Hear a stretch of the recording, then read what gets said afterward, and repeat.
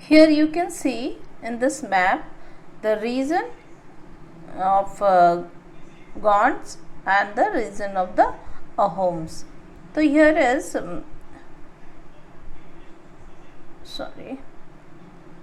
this is red shows the Gonds region, and this is northeast part is orange part is shows the region of Ahoms tribes.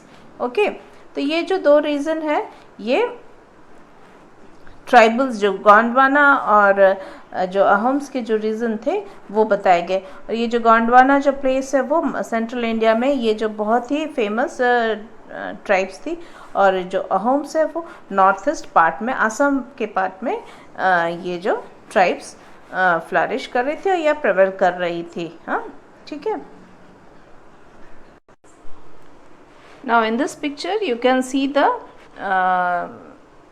whole attire of the Gonds, है ना, and their colorful culture. It is the picture of that this region, the people of Gonds region.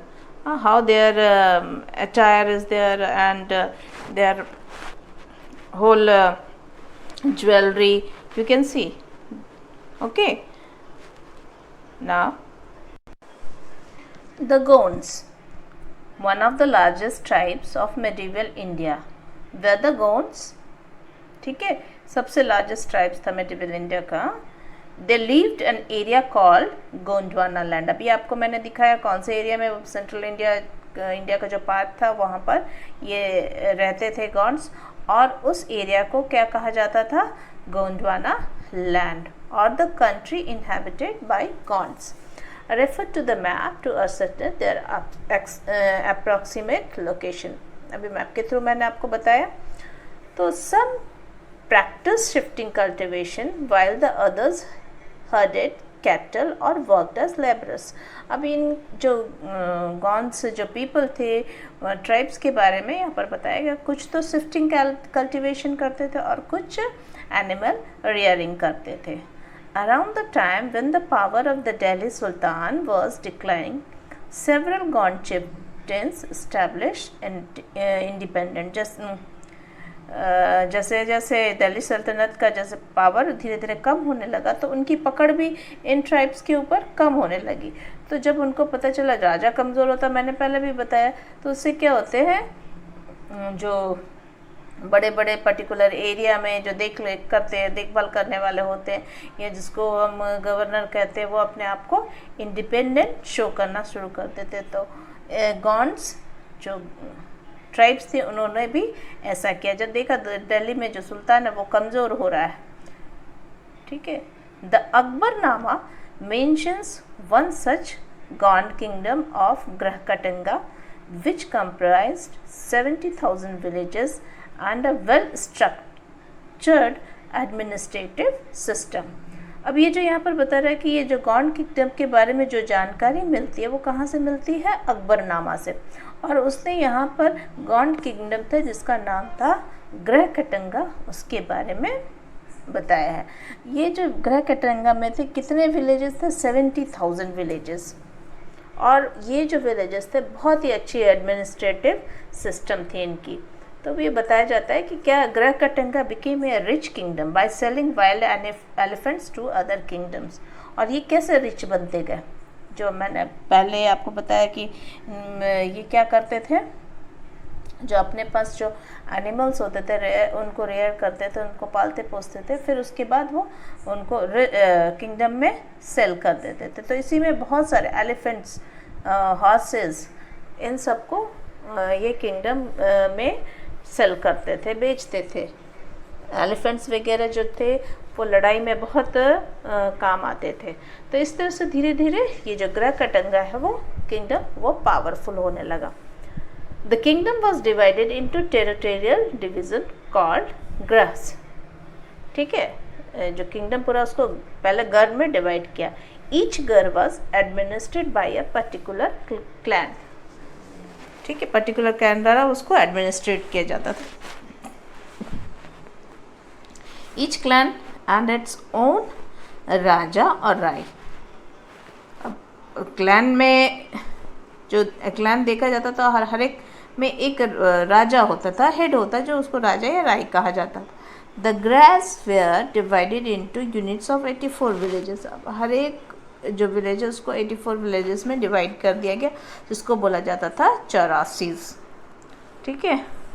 Which where further सब divided into बारोट्स, और फिर उसको 12 के villages में divide कर दिया गया। तो यहाँ पर आप देखो क्या क्या कहने जा रहा है, जो पूरा किंगडम है पहले ग्रह में बांटा गया, ग्रह को फिर चौरासीज में बांटा गया, चौरासीज को फिर बारोट्स में बांटा गया, ठीक है। इस तरह से डिवाइड करके किंगडम जो है वो संभाला जाता था। और often the Gond chiefs assumed Rajput's title in an attempt to be recognized as Rajput. They also gave land grants to the Brahmanas. अब ये जो गॉन्ड चीफ्स हैं ना, क्या हमेशा चाहते थे कि उनको राजपूत टाइटल्स मिले, और लोग उसको राजपूत समझे। और ये भी इन्होंने भी ऐसा ये काम करते थे, बहुत सारे जो लैंड ग्रांट्स थे वो ब्राह्मणों को वो देते थे। Now the Gonds were history in depth. The Gonds were one of the largest tribal groups in India. Their colorful and simplistic art form was a reflection of their quest for life.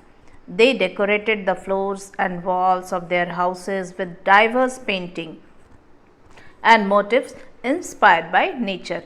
They believed that viewing a good image brings good luck.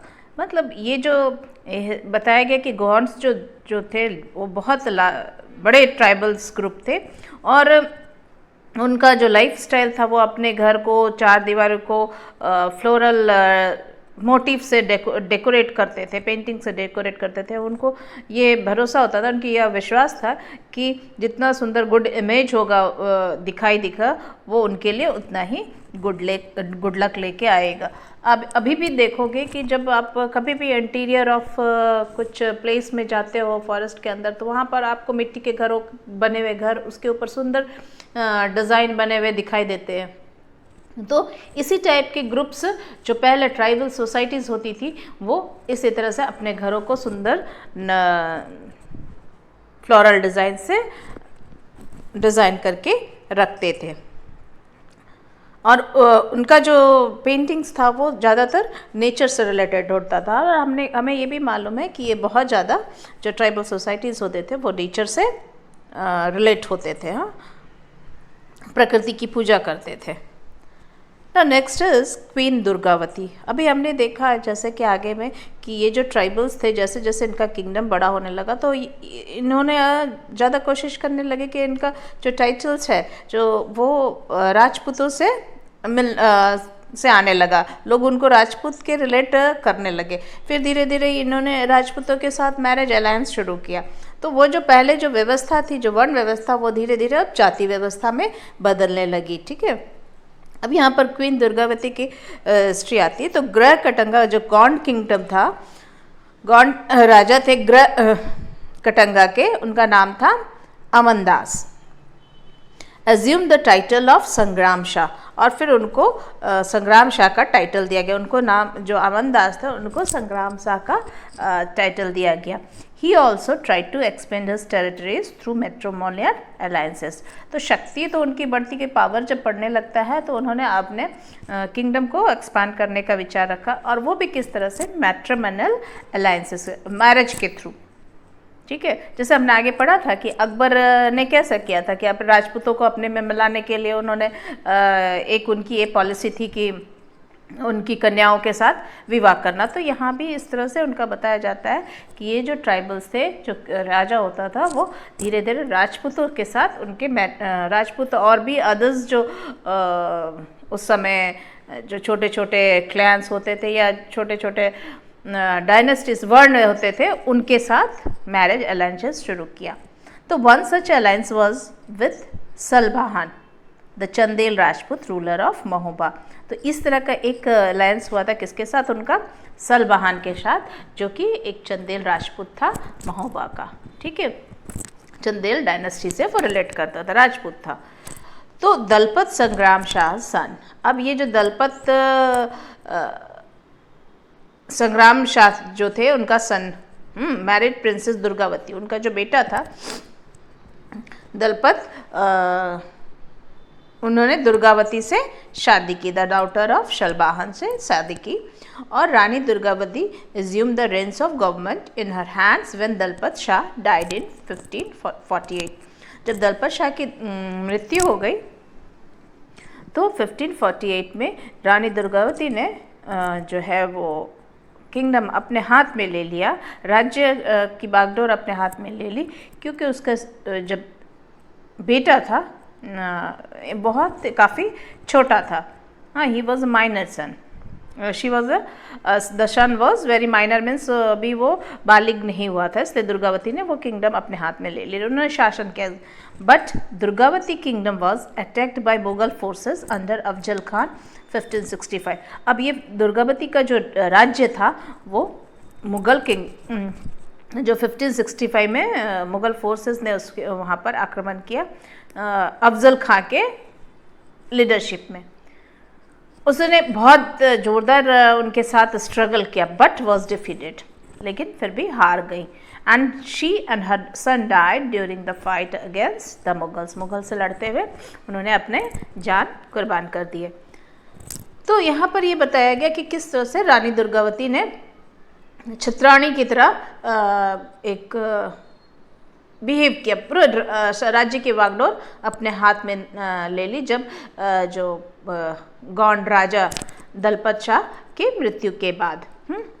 लेकिन unfortunately उनकी मृत्यु हो जाती है Mughals के साथ लड़ाई करते हुए 1565 में, साथ में उनके बेटे को भी मार दिया जाता है। तो उसके बाद the Gond kingdoms were gradually taken over by the Marathas and Bundela Rajput who became powerful in the Deccan। अब ये जो गॉन किंगडम है धीरे धीरे उनको मराठा ने और बुंदेला राजपूत ने अपने अंडर में फिर ले लिया। who became powerful in the Deccan, और डेक्कन में वो धीरे धीरे पावरफुल होते गए। ठीक है, तो इस तरह से हमारा यहाँ पर गॉन किंगडम्स की जो एक ब्रीफ आइडियाज़ दिया गया, पूरे विस्तार में बताया गया कि पूरे विस्तार में तो नहीं कह सकते, सॉरी, कि किस तरह से राजा था, राजा जो था कि वो राजपूतों के साथ धीरे धीरे वो मिंगल होते गए, उनके साथ मैरिज अलायंस करते गए, तो उनका जो इक्वलिटी वाला जो सिस्टम था वो धीरे धीरे जाति में बदलने लगा। ठीक है, now next we will read about the Ahoms of Assam. अब ये दूसरी ट्राइबल सोसाइटी के बारे में हम लोग पढ़ेंगे, the Ahoms of Assam. Okay, now the another tribal society was the Ahoms. The Ahoms crossed the Patkai Hills in the northeastern part of India and settled down in the Brahmaputra Valley in the 13th century। तो ये जो अहम्स हैं, जो उनकी society थी, वो Patkai hills को पार करते हुए नॉर्थ ईस्टर्न पार्ट में ब्रह्मपुत्र वैली के किनारे धीरे धीरे सेटल्ड होने लगे 13th सेंचुरी के लगभग। ठीक है, अब वहाँ पर वो सेटल होने लगे तो उन्होंने क्या किया, they befriended the local tribal groups. अब यही दो अहोम्स ट्राइबल ग्रुप्स ही नहीं थे, अहोम्स या गॉन्ड्स, और भी बहुत सारे ट्राइबल ग्रुप्स थे, जैसे कि जो झारखंड और छत्तीसगढ़ वाले एरियाज़ में थे, गारो, खासी, ऐसे बहुत सारे ट्राइबल्स थे। तो इन्होंने क्या किया, they befriended the local tribal groups and suppressed the locally powerful landlords called the Bhuyans. तो इन्होंने जो उनके साथ दोस्ती करी उन ट्राइबल ग्रुप्स के साथ, और जो लैंडलॉर्ड्स थे बड़े बड़े उनको सप्रेस किया, और उनके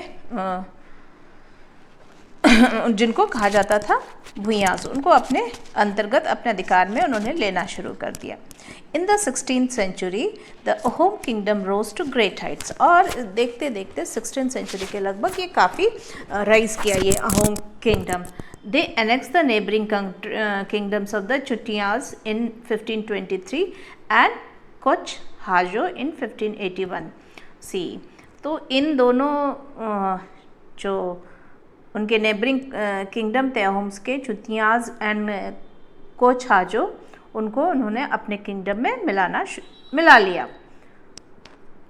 ठीक है, अब In 1662 see, the Mughals under Mir Jumla, Aurangzeb's general, attacked the Ahom kingdom, defeated them and acquired immense riches comprising gold and silver, coins, rice, gunpowder, guns, shield and ships. अब ये क्या है, ये धीरे धीरे अहोम तो क्या बहुत पावरफुल किंगडम होने में लगा और काफ़ी इनके पास जो धन संपदा थी काफ़ी बढ़ गई। हाँ, उन्होंने कई किंगडम, छोटे छोटे जो फॉरेस्ट एरियाज़ में जो ट्राइबल्स ग्रुप्स थे उनको सबको अपने आप में उनमें मिलाया। तो आपको मालूम है जैसे औरंगजेब की तो क्या थी, विस्तारवादी नीति थी, वो अपने राज्य का विस्तार करते जा रहा था। तो उन्हीं के इसी के दौरान 1662 में मीर जुमला जो है ना, उन्होंने अहोम्स किंगडम पर आक्रमण किया और उनको हराया और काफ़ी गोल्ड और silver coins, gun powder, guns, shield और उनसे हड़प लिए। ठीक है, तो the Mughal control over the रेन हावर did not last long. Control तो कर लिया लेकिन बहुत दिन तक ये रूल नहीं कर पाए वहाँ पर, क्योंकि बहुत ज़्यादा वो जो एरिया था वहाँ पर काफ़ी रेनफॉल होते। रेनफॉल से क्या हुआ, एपिडेमिक हुआ, महामारी हुई। महामारी के कारण मुग़ल कैंप में जो थे वो धीरे धीरे वो सारे उससे ग्रसित होने लगे। तो इस समय इनको चांस मिला अहोम्स को, और फिर वो अपने पावर को इकट्ठा करते हुए उसने फिर से अहोम को अपने अंडर में ले लिया। इस किंगडम को, अहोम्स ने किंगडम को अपने अंडर में ले लिया। ठीक है, तो ये जो मुग़ल का जो पावर था वो जो महामारी फैली वहाँ पर, उसके कारण वो वहाँ ख़त्म हो गए और ये जो अहोम्स जो हार गए थे मुग़लों से, अगेन दोबारा उसको वापस राज्य को मुग़लों को हाथों से ले लिया।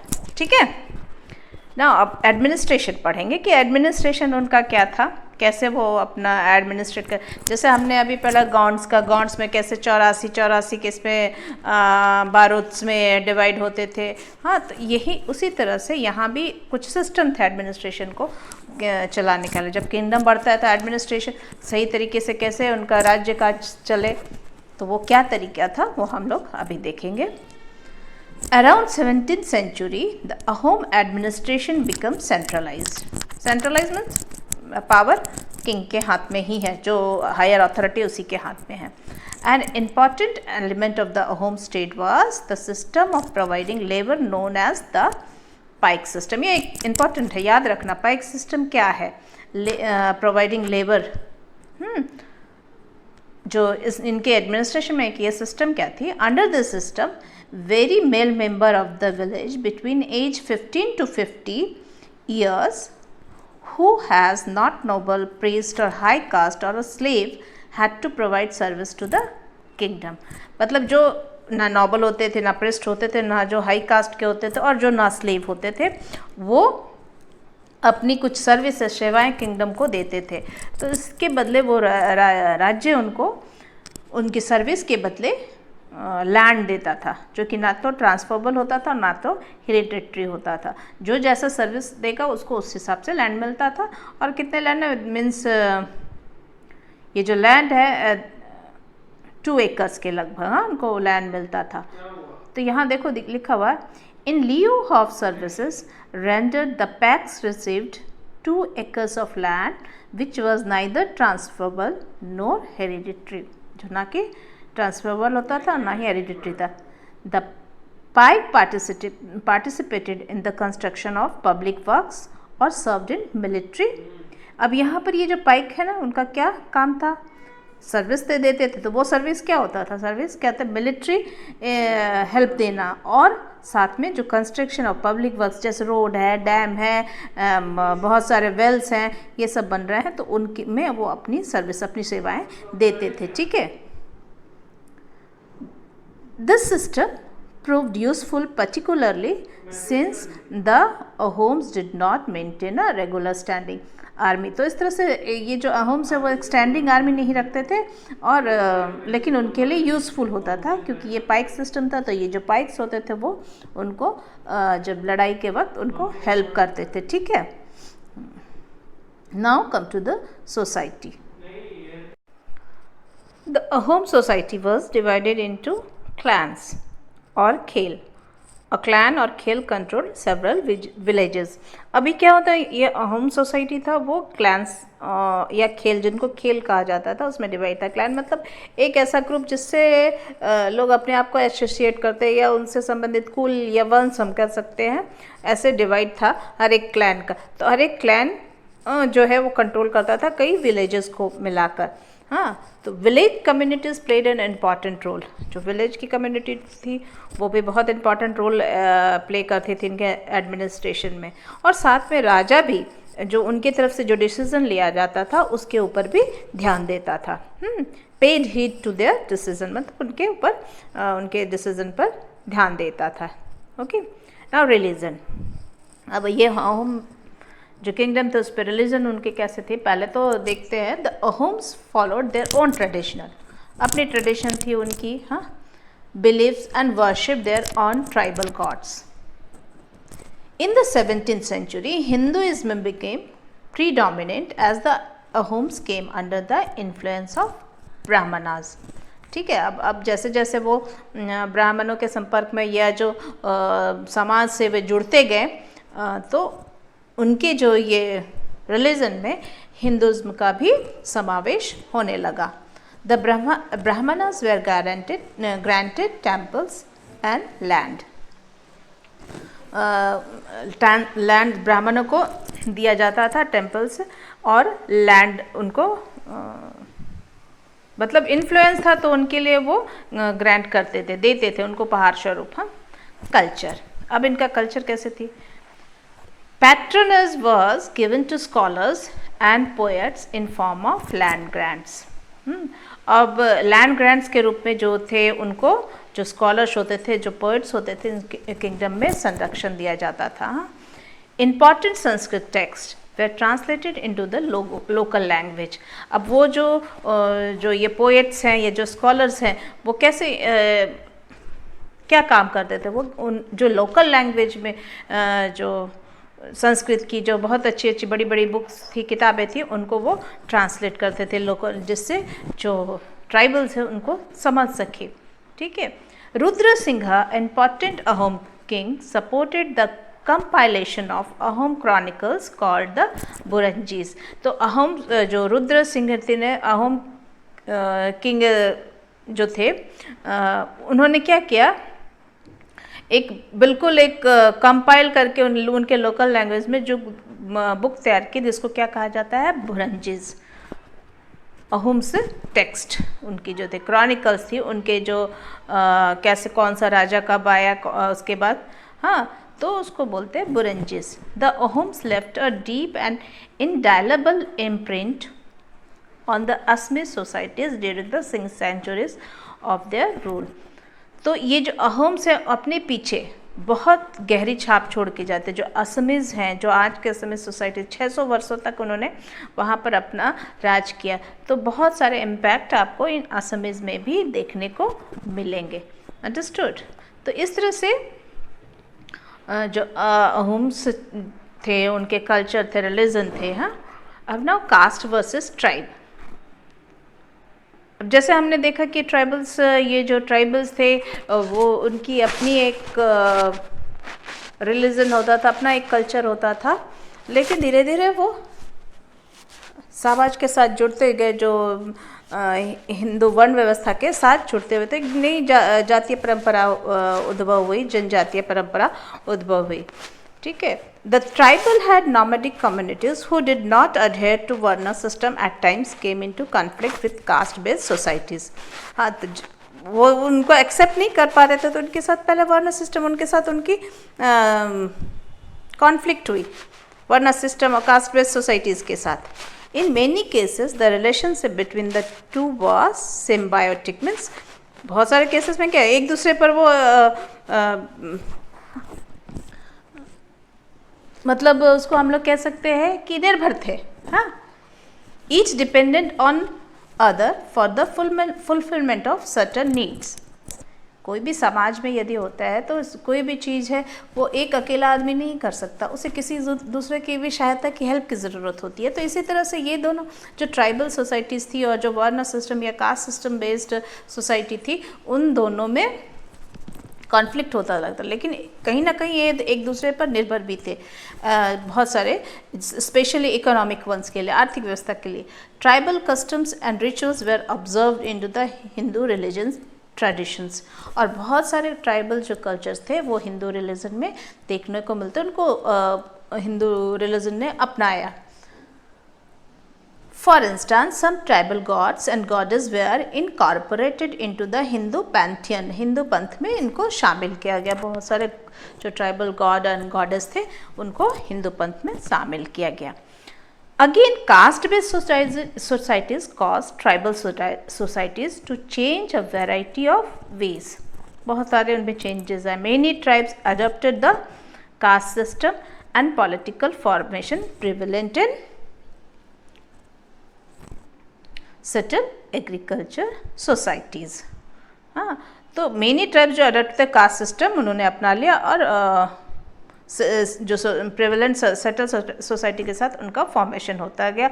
एग्रीकल्चर सोसाइटीज़ बनाई बहुतों ने, ठीक है। तो इस तरह से इनका जो मिंगल होता गया धीरे धीरे वर्ण बेस्ड सोसाइटी के साथ। Today, the Constitution of India refers to the tribal and ethnic groups as scheduled tribes. जो ये tribal groups को Constitution of India ने क्या नाम दिया? Scheduled tribes. They are recognized as historical disadvantaged group. और उनको ऐसा मतलब जो disadvantaged group है ऐसे recognize किया जाता है, जाना जाता है, who were also known as the depressed classes by the British, and British are call them as a depressed class. Okay. Now, next paragraph is about the. Now, here what was happening elsewhere.